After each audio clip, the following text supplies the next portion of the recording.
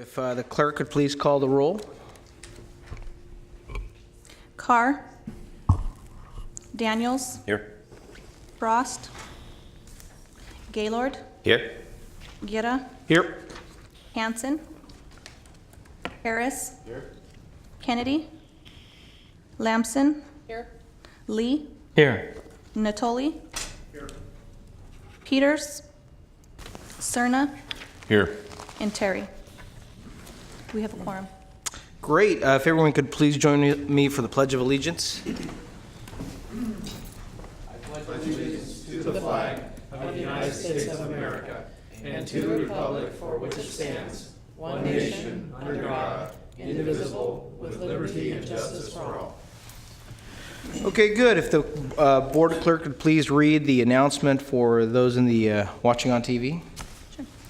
This meeting of the Sacramento Metropolitan Air Quality Management District is cablecast live without interruption on Metro Cable 14, the local government affairs channel on Comcast Consolidated Communications and AT&T UVerse cable systems. This meeting is being closed captioned and will be webcast at www.sacmetrocable.tv. Today's meeting will be repeated on Monday, March 4th at 9 a.m. and Wednesday, March 6th at 1 p.m. on Channel 14. Members of the audience wishing to address the board should fill out a speaker form located on the table at the back of the chambers and give it to the clerk. Please speak into the microphone when addressing the board and state your name for the record. Also, at this time, please silence your cell phones until the conclusion of today's meeting. Thank you very much. Before we ask the clerk to read the first item or the consent calendar, we do have a closed session after this, and we need to maintain a quorum for that. So just wanted to give members a note of that. We are pulling, I believe, item number 5 and rescheduling that to the following March meeting. And we have a few discussion items, but I just wanted to make sure that we have enough time for a closed session here. So thank you. If the clerk could please read the first item. First item on the consent calendar is the January 24th, 2019 Board of Directors meeting minutes. Item 2, Twin Rivers Unified School District Contract, Low Emission Vehicle Incentive Program. Item 3, Public Accessible Electric Vehicle Charging Stations. Okay, is there a motion for the consent calendar? So moved. It's been moved. It's been moved and seconded, moved by Board Member Harris and seconded by Vice Chair Frost. Any discussion? If not, all those in favor signify by saying aye. Aye. All those opposed? Measure passes. Okay, if the clerk could please read the next item. Item number 4 on the discussion calendar, Assembly Bill 617, South Sacramento, Florin Community Steering Committee introduction, and I have David Yang with our Program Coordination Department to give the presentation.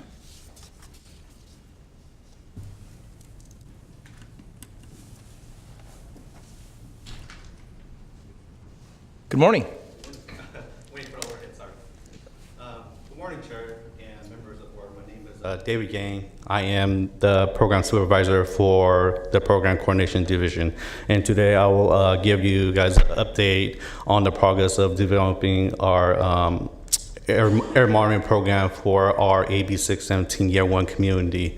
As you may recall, we submitted 10 recommended community areas to CARB.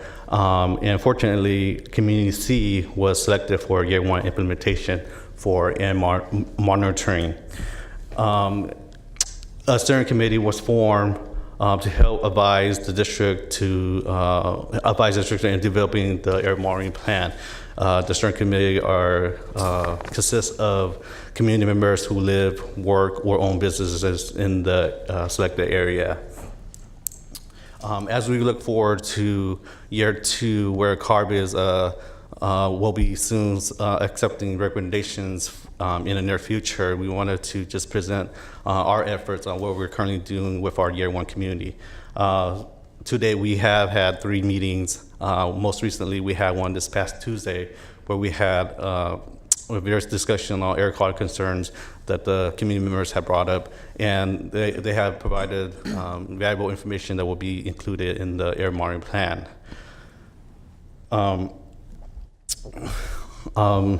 Also, The next steps in the next upcoming steering committee meetings will be, we'll hope to develop monitoring objectives and determine potential monitoring locations for our air monitoring.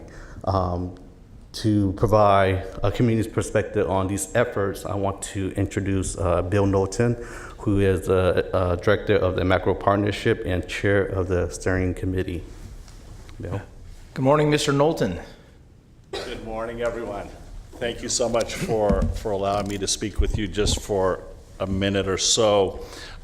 First thing I would like to say is thank you. Thank you for allowing me to speak with you.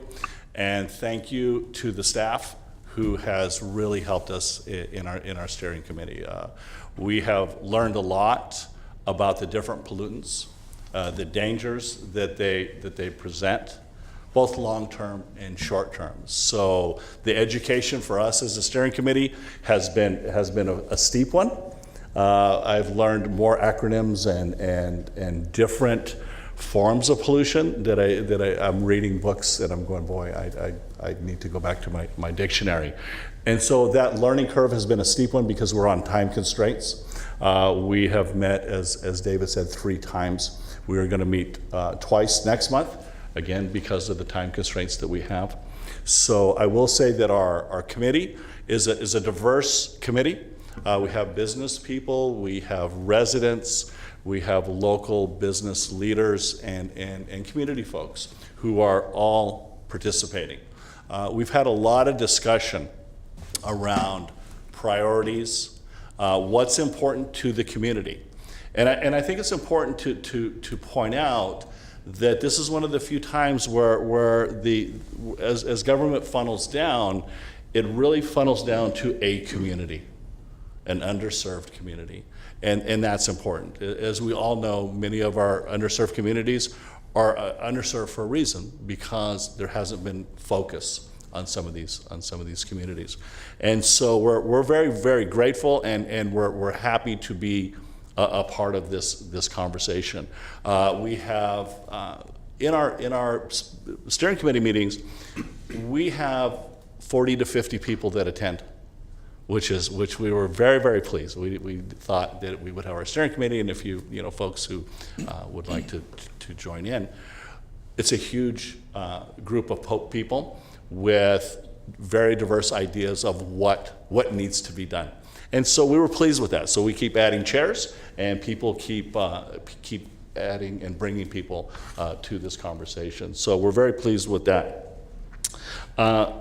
Really, the topics of interest are around traffic being the number one issue for folks. Vehicles that are sitting idling, school buses that are sitting idling at obviously at schools, and so that's a big piece of where their first conversation was around traffic.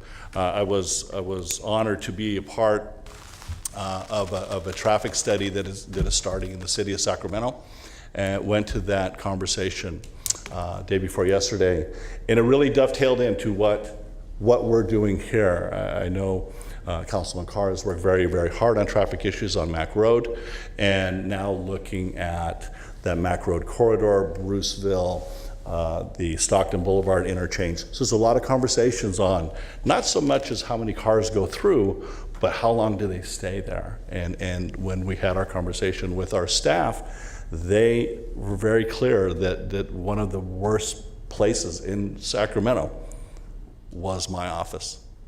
It was very, very clear. And they said, you're there. And so those things really resonate with the steering committee and with the community at large. So again, a big thank you to our staff and to you. Really, a lot of the conversation has been around environmental justice issues, and the underserved communities don't enjoy that same level, again, of attention that some other communities get. So really, it's about environmental justice. It's really about building a healthy community. That at the end of the day, That's really what we're looking to do. And in closing, I would say that the overarching, I think, theme and goal of the steering committee is just that, building those healthy communities, social equity, economic development, which is huge. Without jobs, without economic development, we can't raise our communities up. We can't social service our way into prosperity. We have to create jobs. So all of these things together go to the one overarching goal is to build a healthy community. So I'm proud to be of service to my community, proud to be with very, very smart people and learning about our next steps. Thank you. Thank you very much, Mr. Knowlton, for taking the lead on that, and you've been an active member of the both Stockton Boulevard and Mack Road community, and in that area of ensuring that there's activity in improving the quality of life of folks there. Do want to commend our board members, Cerna and Carr, for their advocacy on this issue, both at the local and state level on that. And I see our board member Cerna is punched up to speak here. This is a receive and file, and thank you, Mr. Knowlton. Yeah. Thank you, Mr. Chair.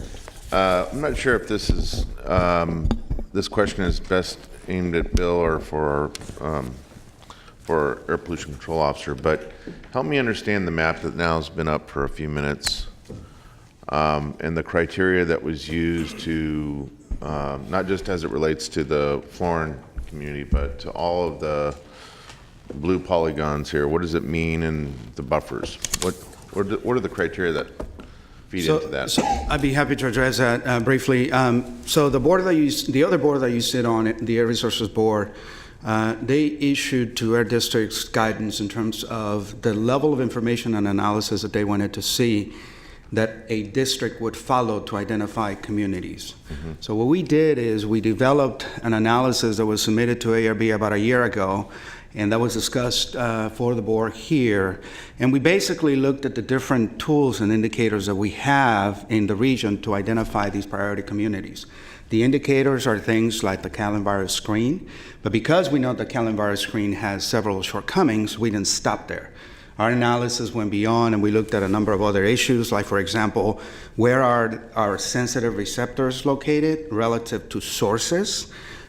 We benefit in the region because we have information about the community health needs assessment that some of the public hospitals have. So what we did is we looked at about 6 or 7 different indicators and essentially put it into an analysis that highlighted the priority areas. So these are the areas that are most susceptible to air pollution, as well as some of the other health determinants that are important to protect public health. And our 10 communities, as you see here, were submitted to the Air Resources Board. As you well know, the Air Board selected 10 communities throughout the state. So we are one of 10, and the same process that you just heard Mr. Knowlton describe is happening throughout the state. So, thank you for the explanation, but I just want to be clear that there is socioeconomic information that feeds into this as well, right? That's the disadvantaged part. I still remain perplexed because, and I know this is a bit after the fact, but I just want to put it on the record, and I know speaking of records, I've been a bit of a broken one on this, but if you look at this map, knowing the community that I've grown up in, that I know like the back of my hand, and seeing that places like Land Park and Curtis Park, relatively affluent areas, are at least within the half-mile community buffer, but then places like Southwood Park are not in even the half-mile community buffer. I don't understand it, and I want to understand it. And I don't want to jump to conclusions, but I know some of it's based on science, right? It's based on the air quality thresholds and pollution thresholds, and then parts of it are based on, that is the cartography, the map making is based on the socioeconomic part. So how do I reconcile this? So really good points. And again, I'm going to point to the discussions that you and your fellow board members at ARB have had on this, and that is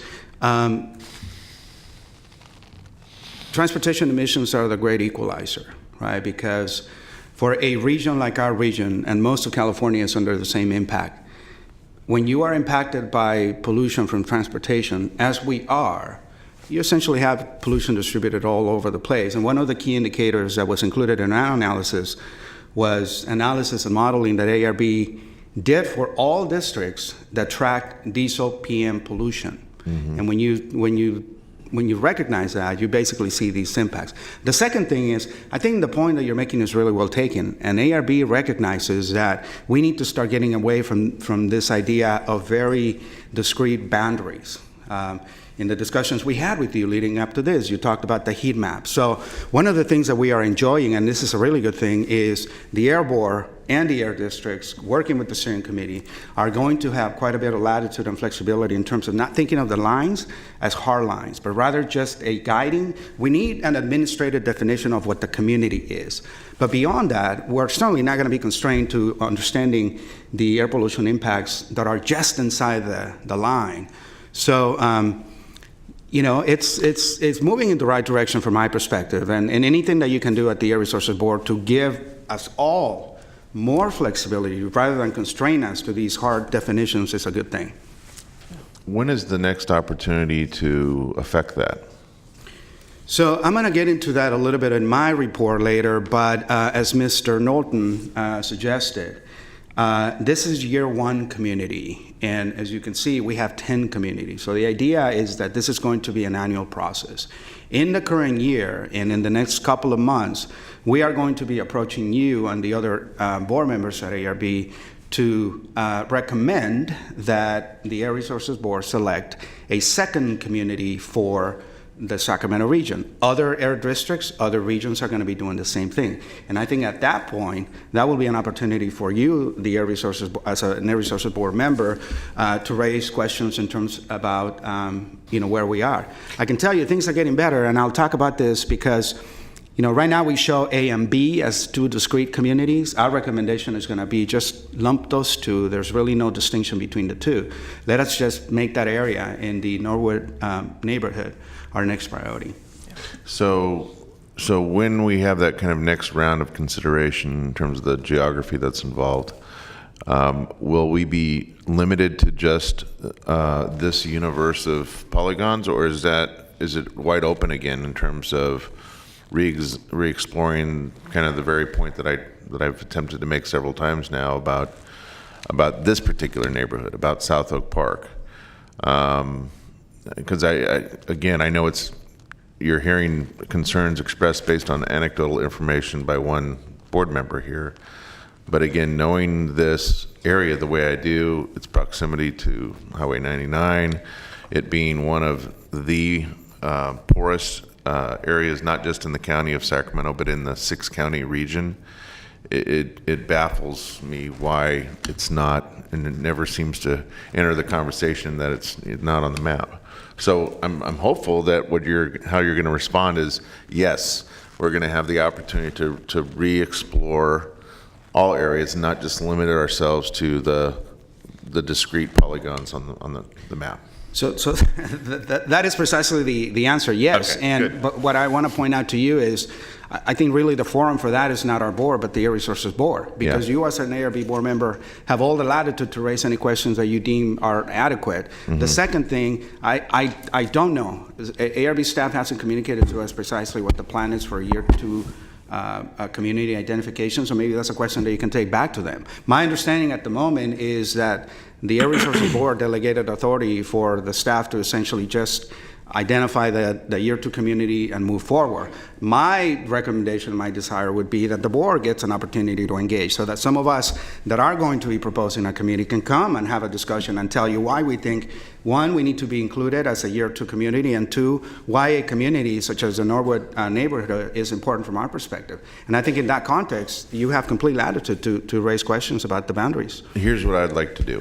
Here's what I'd like to propose, is that you and I make time, and we not waste any time, and we go meet with Richard Corey about this very issue and do it in the near future. Not kind of, I don't want to wait for the process to take its time to tee up. I want it to be known extremely early about this ARB board member's concern, about the ongoing concern I have about this, both in my role here and over there.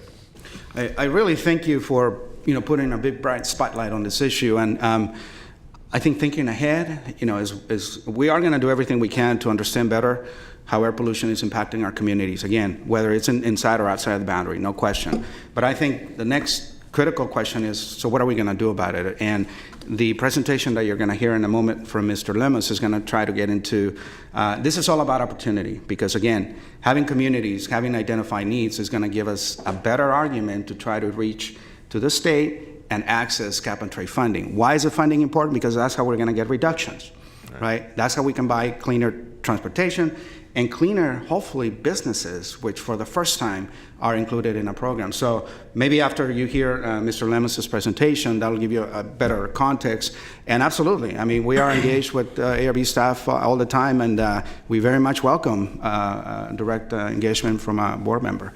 Thank you, Dr. Ayala. Thank you, Board Member Cerna. In fact, Board Member Cerna just took the words right out of my mouth. I think it would also be helpful for any of the staff or board members who are interested in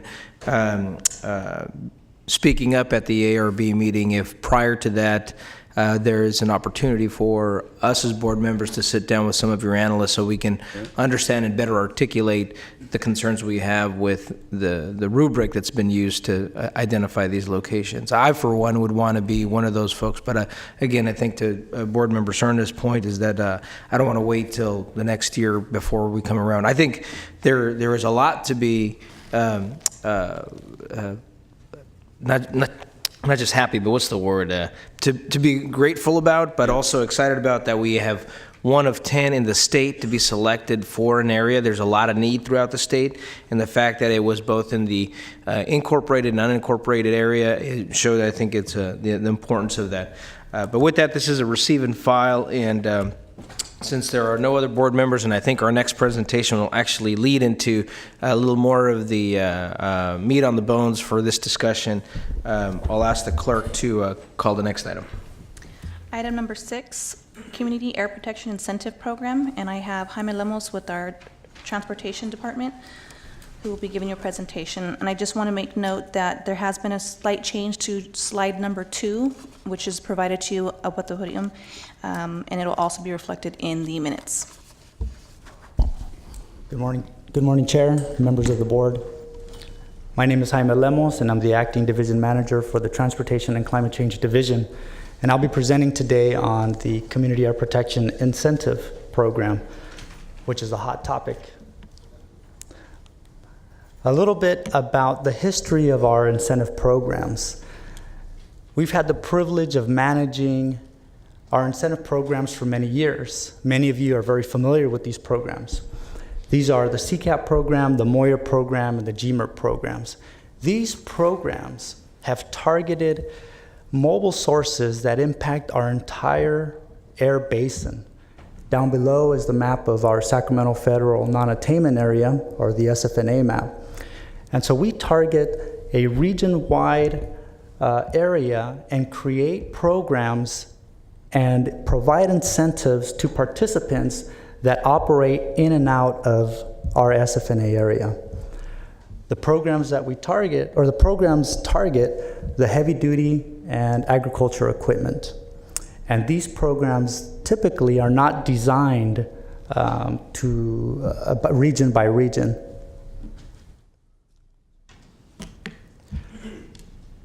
A little bit of what has happened since we've been managing these programs is as technology has evolved, our programs have also evolved. We've been looking at the way that we've impacted our entire air basin and looking at regional-wide benefits, and now moving towards localized impacts. We're looking at focusing on zero emission, mobility strategies, equity, and the light-duty sector. Very different from our most current programs. Many of you are familiar with our car share program, which we started a few years ago. This is the prime example of our evolution of our programs. We are now currently in phase 2 and wrapping that up. We have sites at Marina Vista, River Garden, Sky Park, and soon to be completed Greenway. This year we'll be focusing on year 3 of the car share program. And in year 3, we're looking at creating DAC mobility hubs that provide needs for transportation deserts.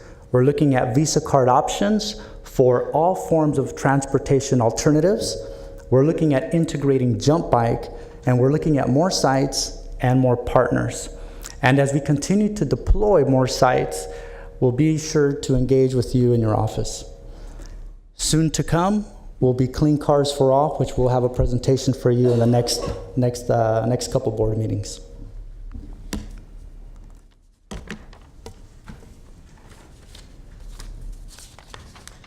So this is the map that's very popular. These are our 10 selected communities throughout throughout the Sacramento County. And we are running currently, as you mentioned, the Community Air Protection Program. And the Community Air Protection Program comes from the California Cap and Trade program, or the GGRF funding. This is currently right now we're working on year 1, which we've received about $3.6 million to focus in Sacramento and Yolo County. The $3.6 million will focus on all of these 10 identified communities. And we'll be looking at specific localized benefits and working with community members, community organizations, and our partners throughout these identified communities. Now, we have here circled the South Sacramento Florin area, which you've heard the chair of the steering committee, Bill, speak about. And so just to be clear, this is for year 2. So most of what I'm speaking about right now and presenting on is on the efforts that we've been working on for year 1. So for year 1 funding, we've continued the community engagement throughout all 10 identified communities. We've identified projects that align with community priorities. And here's the challenge. The projects that we are developing must align and must adhere to the Carl Moyer guidelines, which means that they target mostly heavy-duty on-road and off-road equipment, infrastructure projects like electric charging and alternative fueling stations, and have a cost effectiveness of $30,000 to about $276,000 per ton. And most importantly, I think one of the biggest challenges here is that a vehicle must be surrendered for scrap. So as the chair of the steering committee has mentioned, as we've been talking about, we're focusing on areas that have been disproportionately impacted by air pollution with limited resources. And so here our team has to develop projects in conjunction with community members and organizations and trying to develop projects that really make an impact in these communities. So it's really difficult. We're working with ARB staff to try to stretch those guidelines a little bit. In the community, we hear a lot of need about additional transit stops, additional transit routes, and many other forms of even alternative forms of transportation like jump bike and just better sidewalks, many of which do not fall within our Carl Moyer guidelines. So we're working with ARB staff in order to see if there's something that we can do to try to enhance or to try to meet some of those needs. Question? Yes. Yeah, so it relates to the heavy-duty vehicles, and you have in some of the target area, you have some industrial portions, and there's adjacent industrial areas, obviously, where you have firms that move goods, certainly on-site, load them off and on. And if you're looking at areas that may have a challenged socioeconomic framework, and presuming for a moment some of those folks that work there, live there, may even own their own vehicles, and you're looking for vehicle scrap, it's one thing if you have a firm that you're dealing with that may have a fleet, but if you have individual owners and or leased vehicles, scrapping is one thing, but replacement isn't full replacement, generally, if I recall. And even when we went into this with independent operators and so forth a few years ago, folks who were doing well when the economy was booming in the construction industry, for example, bottom fell out of that, and guess what? Folks, were in over their ears as related to either liens on their vehicles and so forth. So understanding, on the kind of the micro, when you're looking at some of the things that may not fit neatly with Carl Moyer, but it's still going back to the bigger part of the program, you don't have a lot of agricultural production in that area. You may have some urban gardens and so forth. So how is it that you strategize that, particularly when you don't have larger firms you can deal with, and these, small operators that maybe they come into cooperatives, I don't know, but I think about that when it comes to even some of the medium duty vehicles, and then you say, well, we can give you a $50,000 loan, but in order to replace that, it's going to cost you $150,000 or $200,000 for a cleaner vehicle. That just becomes out of the realm. Either they don't have that credit standing to do that, or the capacity to even make the payments, even if they could qualify for the loan. No, the point is well taken, and this is a challenge that we struggle with internally with our team. And how do we create an incentive package that we can really incentivize the participant, really make it effective and impactful for them? As we look at some of the fleets, especially in the South Sacramento, Florida area, and we look at Expo and Pepsi and different companies who can afford it, the technology is still developing as well. And so now we have challenges that are presented in the technology and in the cost effectiveness. And so these are conversations that we're having with ARB right now about creating a better package potentially, and even working with our other programs like CCAT and other buckets of money that we have in order to try to pair those to try to create a better incentive package. So we definitely agree with that, and we have a great team that's just continuously working on trying to develop these great packages. And Mr. Lemus, what you're also saying is that we have to continue to advocate at the state regulatory level for that understanding of that local issue. That's right. So let me give you an example, because I knew this would come up.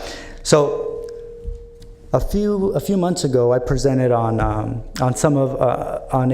McClellan. There was a heavy duty alternative expo there, and Director Guerra was there present as well as Director Serna. But there was a vehicle there called the Thor Class 8 tractor trailer.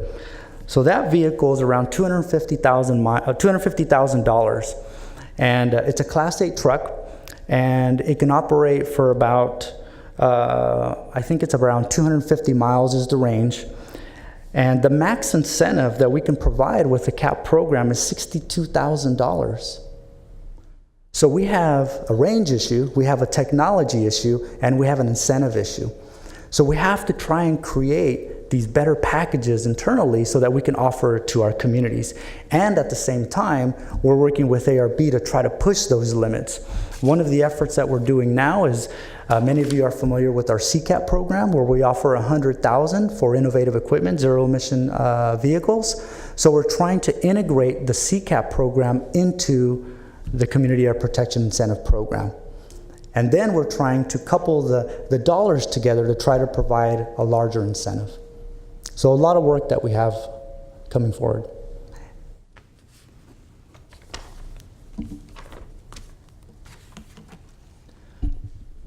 So here's the creative list that our team has worked on, along with community members, partners, and organizations. As you see in the middle column, the project description are the type of categories that the AB 617 Community Air Protection Incentive Guidelines allows. So electric vehicle charging infrastructure, EV school bus, which falls into heavy duty. Now, if you look at the project names, they don't, they have a little indicator as to what really the project is, like the DAC Mobility Hub, which is a project that we're working on in the Del Paso community. This project will have a micro shuttle, also partnered with car share programs.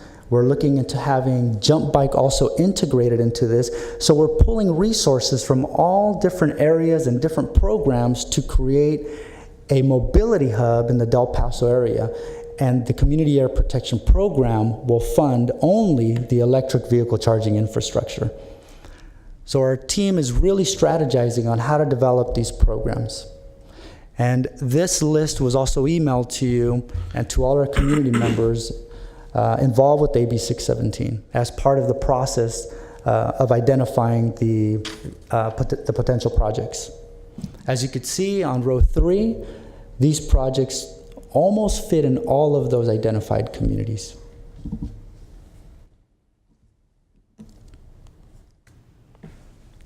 Now for year 2, which we currently are in now, we will focus on the South Sacramento, Florida area, and we're working with Bill and the steering committee and other organizations to identify transformational projects that fit the community needs.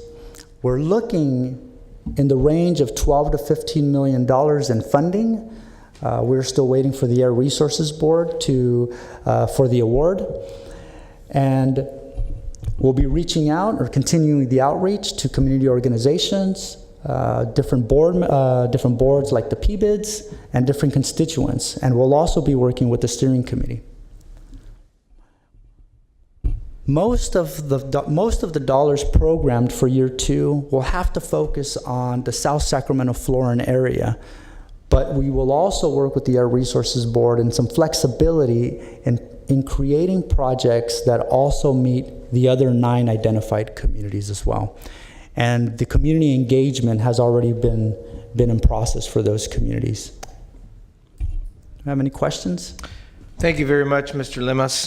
First, I do want to thank you for you and all your staff for understanding and recognizing the challenges that we have in executing the air quality goals that are set for us at the statewide level, but also not forgetting the need for them as well. So I do want to thank you for that, and I don't see any comments from the board members. Again, this is another receive and file on this item. And if there are no comments, we'll go ahead and ask the clerk to read the next item. But by the way, that electric truck was a pretty cool truck too, though. That was. The next item on the agenda is the Air Pollution Control Officer's report. Thank you. And as the slides come up, let me offer a couple of observations on the previous discussion. Thank you, Supervisor Natoli, for bringing up the issue of incentive programs. Fundamentally, there's really no reason why we as public officials, the Air Resources Board, you could not structure an incentive program that pays for the full replacement cost of a vehicle. I think the balance is just, the state and others are trying to stretch the money a little bit more. The tension we have now is, as Mr. Guerra noted, is the technology that is coming, the one that we want to get access to, is more expensive, right? It's still very expensive. So I think we're in the middle of that. We're certainly advocating to the state that we want more flexibility because, going by the program guidelines from Carl Moyer, very successful program has been around for ages. An invention of Sacramento, you should know that. It was very effective because there was a lot of low-hanging fruit. That low-hanging fruit is gone, right? So I think we do need to be willing to entertain an evolution of those guidelines, and we need your help because, again, we need to advocate to the state and to others to give us the flexibility to make sure that we can be the most effective that we can be. And then the second point I'll make is, this is a very meaningful amount of money for us, but obviously it's not going to be enough to affect the change that we know we need. So one of the things that we're trying to do regionally is to be strategic and smart about leveraging these funds with the funding that other agencies are going to be making, sister agencies like Sacramento RT and SACOG and STA, for example. Right now we're talking a lot about Stockton Boulevard and dreaming some of the great things that we all together could do if we are smart about leveraging investment. So that's really the opportunity before us.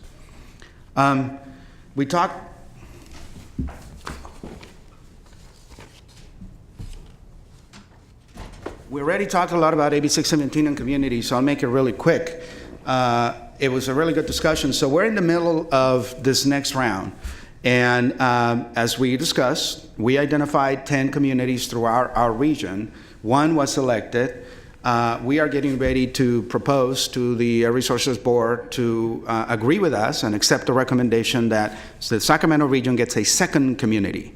And the second community is the community that you see in the circle, is what I call the Norwood neighborhood. And for those of you that are familiar, again, the impact is going to be industrial sources, or rather transportation sources because of the busy freeways and all the industry related. And again, the idea is that by having an identified community, it will trigger another process similar to what Mr. Knowlton described in terms of us going in there, doing a hyper assessment, if you will, at the very localized community level to try to understand more precisely the impacts from air pollution in that area.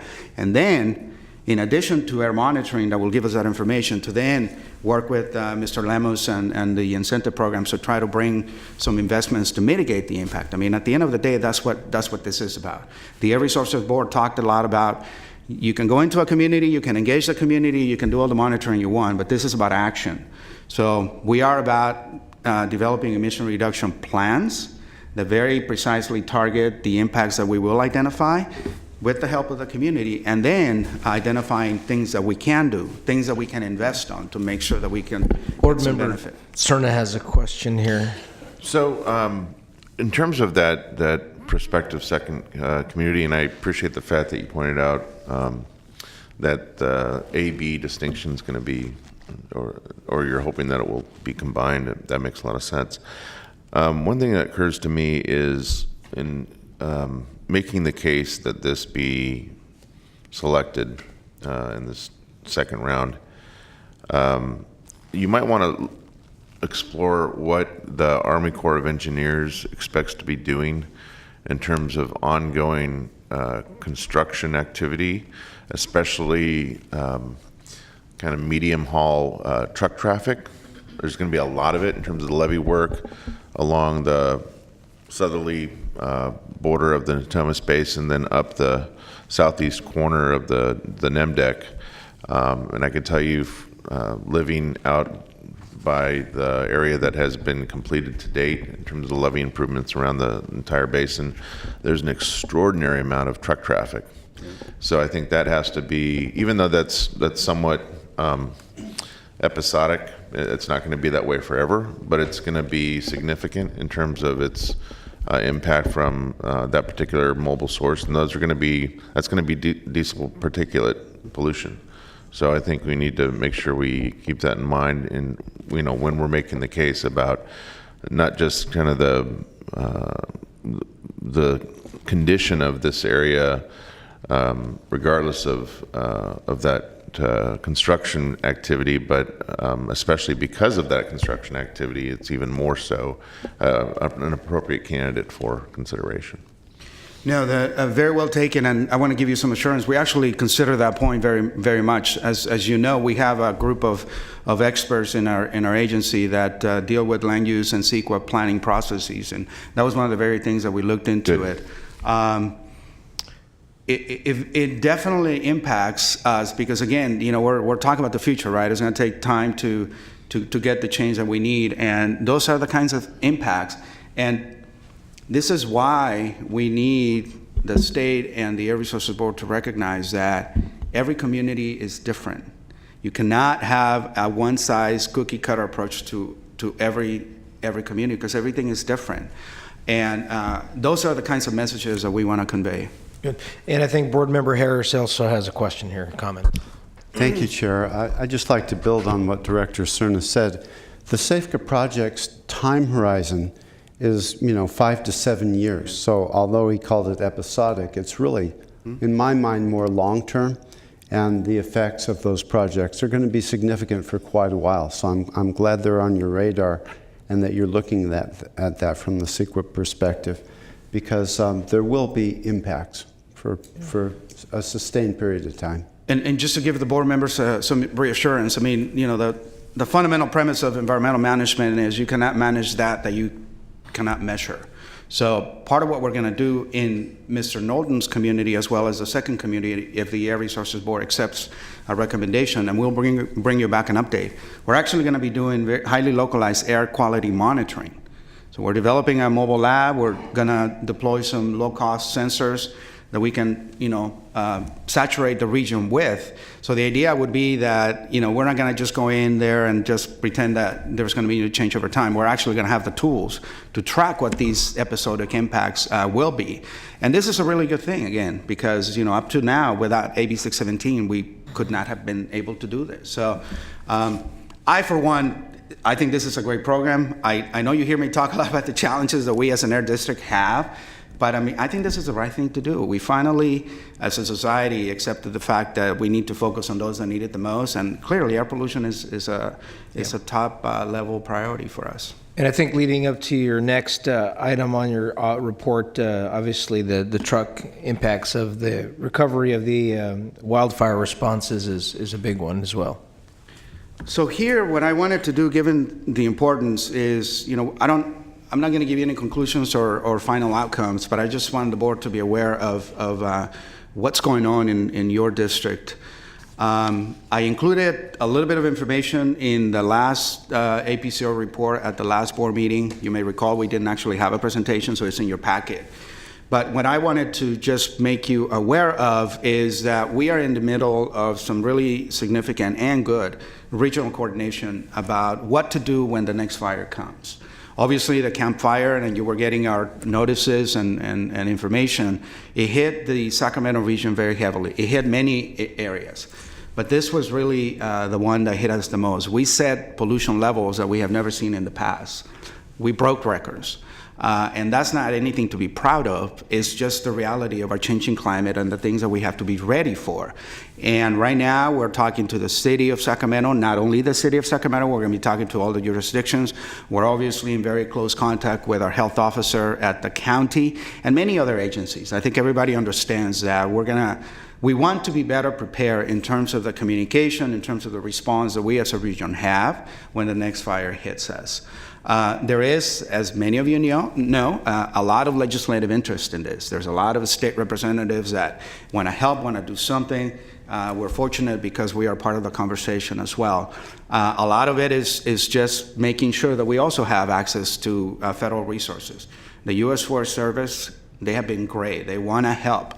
But again, we need to engage and sort of give some recommendations in terms of what we at the local level need the most. Schools and school notification is a big issue, right? I mean, we got into a very significant and confusing controversy about, do you close schools, do you not close schools? So we need to, we all understand that we need to have the conversation, be better prepared for that. There's a lot of things that are on the table, and again, I can't tell you where we're going to land. I just want you to be aware of the kinds of things that we're talking about. Cleaner centers and areas within the schools and businesses and public places where you can have, high efficiency filtration, so that in the event that we see another campfire impact, at least you have a place that you can go for some clean air for some time. I talked about sensors. I think these are coming. People are buying them online. They are deploying them and using them because the information goes online.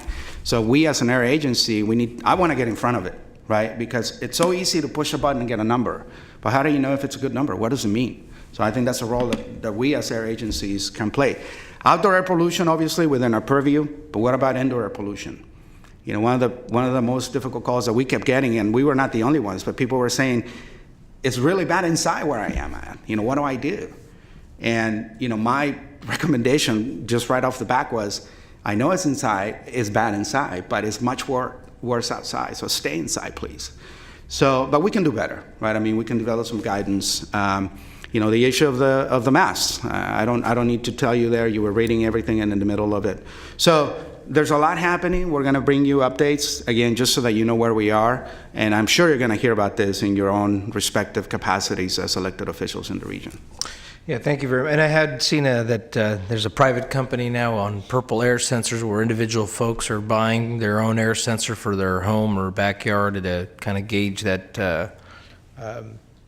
their own local impacts. I think if we figure out in the future how to normalize and crowd source that data, I think it'd be helpful. I think you have your next item.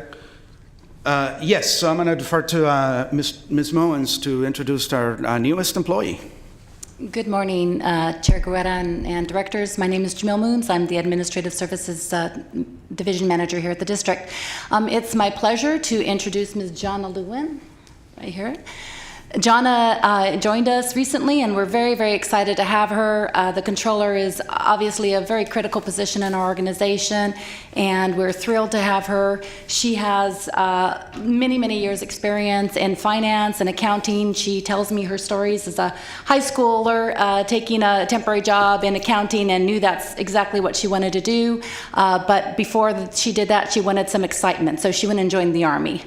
And she spent a few years in the Army there on active duty, and when she came back, she continued her service with the National Guard and went back to school and got her education up through an MBA in finance and accounting. And recently she spent 7 years as a controller at her former employer. So we have a very, very experienced individual joining us. Her primary experience is with the private sector, which is fun and exciting to bring that experience over to the government sector as well. So we're thrilled to have Jonna join us, and we just wanted to let you know that she's with our team now. Thank you.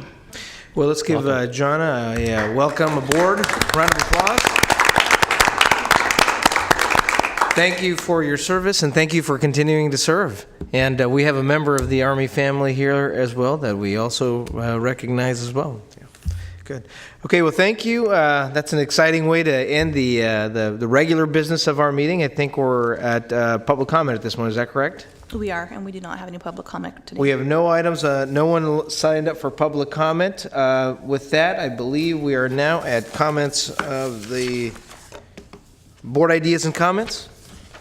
Any board members with ideas and comments? Any announcements? If there are no announcements, we're going ahead and adjourn to closed session. And we do have an action item, so if we can have everyone stick around, and we hope to get out of here before 10 o'clock. Thanks, guys. Adjourn to closed session.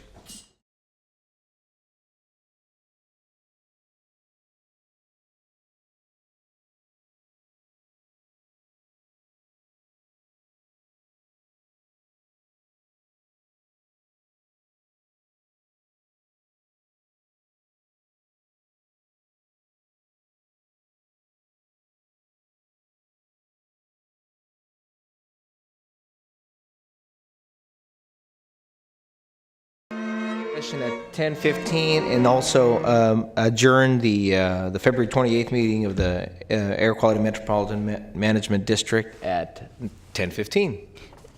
We'd also want to make note that the board has approved for Kathy Pitter to proceed with litigation. Very good. That close out. Yeah, that's the report out from closed session. Thank you very much. Thank you. We're adjourned.